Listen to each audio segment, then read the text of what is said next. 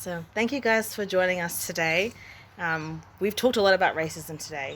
We looked at how do we define racism.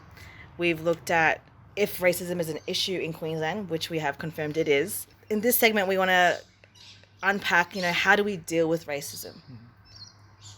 And then if you ever see someone experiencing racism, what do we do, or what would you expect someone to do in that situation? How do we deal with racism? I think the first thing is that we gotta be proactive, because everyday racism gotta be resolved by ordinary people, by everyday folks. That if he sees a racist incident happening, whether it's up on you or to someone else, stand up, take a stand, and talk to them. Talk to them. What's their viewpoint, and just don't let it slip. Because one of the biggest problem is that there are so many people that do face racism, they don't report it. They just feel that that's part of the norm and you got to deal with it. Yeah, so standing up is the first thing.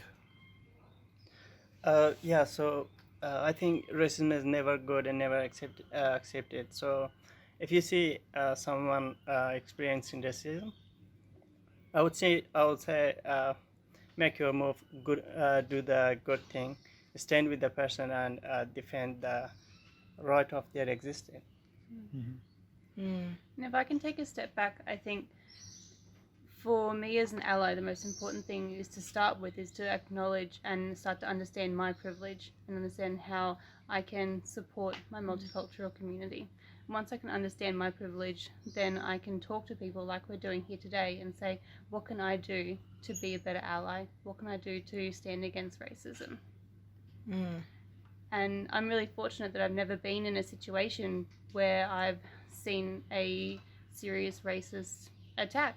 And I'd love to ask you today, what should I do if I was a bystander and perhaps you were the victim of that?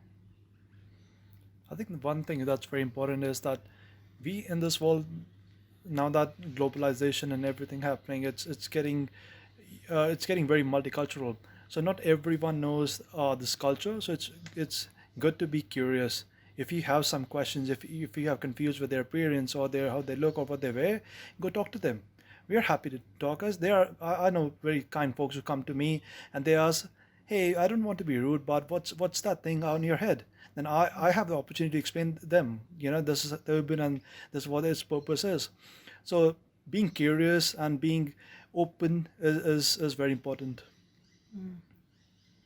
Just, I guess, to summarize what you were sharing earlier and also goes ahead, I think it all comes down to having conversations and giving people the time and all the opportunity for them to share, because there's a lot of assumptions out there, and I think if we can open those conversations and break down those assumptions, we will see less racism in Queensland.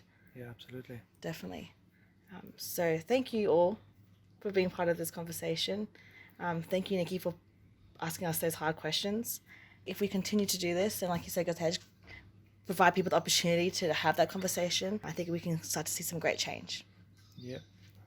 Together, with action, we can change it. Change starts with us.